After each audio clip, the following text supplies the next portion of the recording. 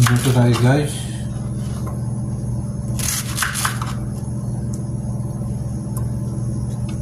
Ginisang pechay.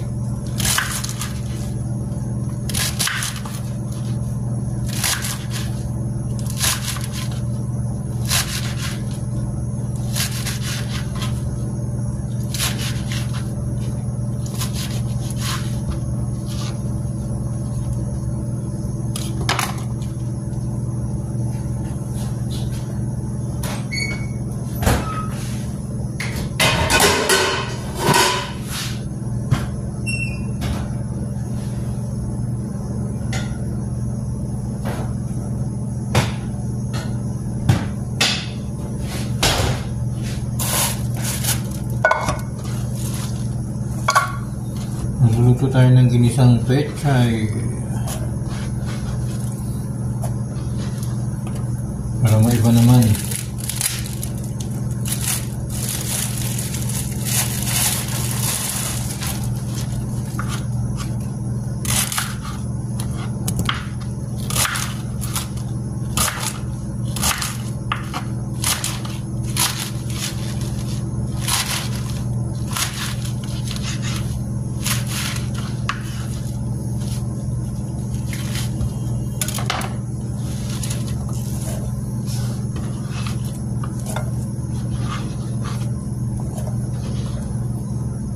Para maipan naman, ginisang pechay.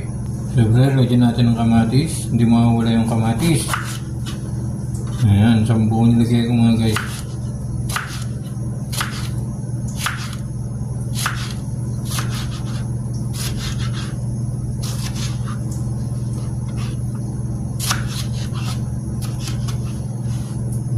Pwede tuntutuin ng inyong mga nanay para pang ulam sa mga anak. Ginisang pechay. Yeah.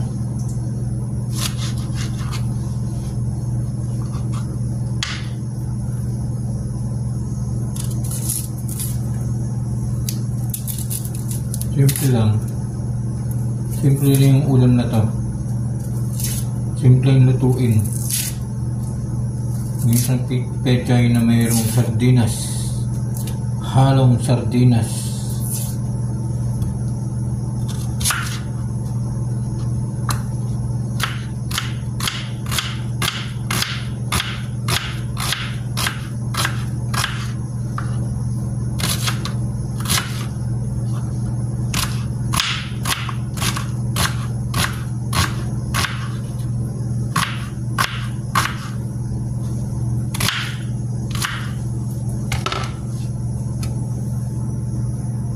Lagyan natin itong sibuyas.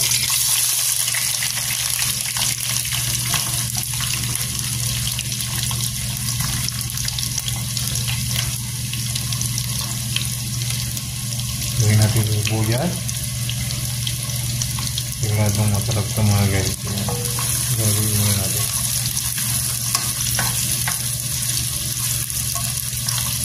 Ginisang ampalaya.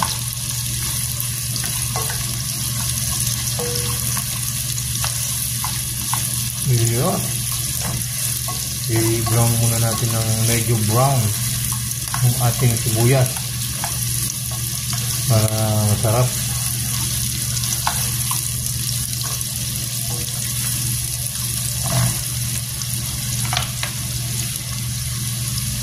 Lagyan natin yung ating kamatis.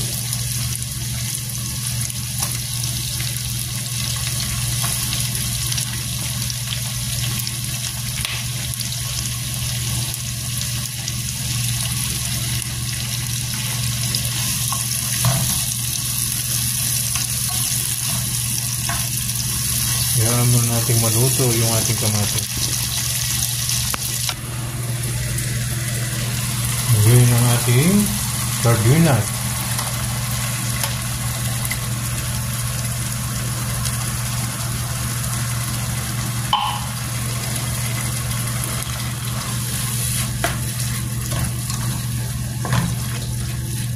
Sardinas yung nilagay ko para masarap. Masarap kasi pag sardinas yung ihahalo natin, sahog natin sa pechay at pwede rin ito isa upo. Yan. Yan, try nyo mga mami. Yan, maya ilagay natin yung ating petsa. Yan, medyo kumukulo na. Lagyan natin yung ating pechay. Yan.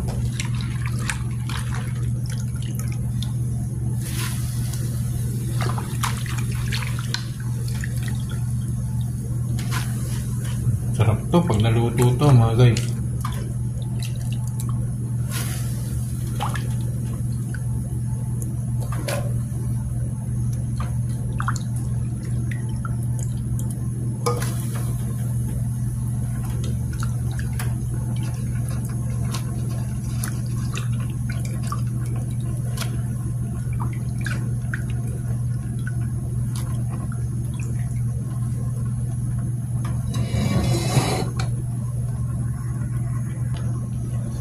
Nabugdabog po natin.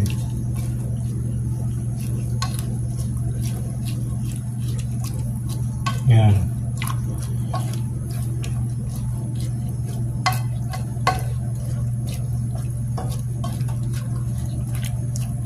Hayaan po natin siyang kumulo maya-maya konti ang ating pechay. Yan.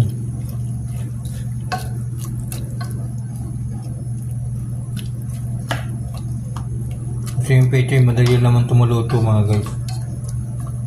Yan.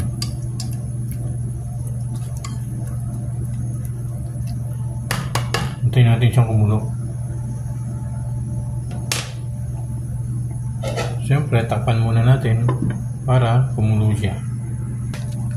Yan mga guys, kumukulo na. Lagyan natin siya ng magic sarap. Yan, pampasarap sa lutuin. Magic sarap.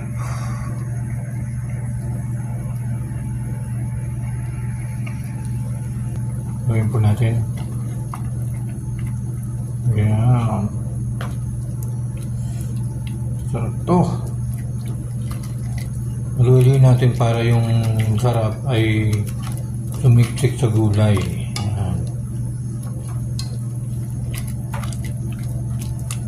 Ginisang pechay na may sardinas. Mga guys, masarap to. Parami kain natin ito. Yan. O maya-maya ay okay na po ito mga guys. Yung ating ginisang pechay na may sardinas.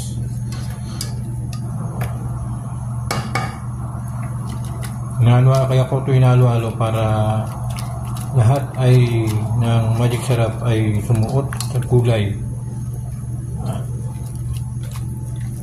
Yun mga guys, maraming salamat po sa inyong lahat and thank you so much. Tapos na yung ating niluluto.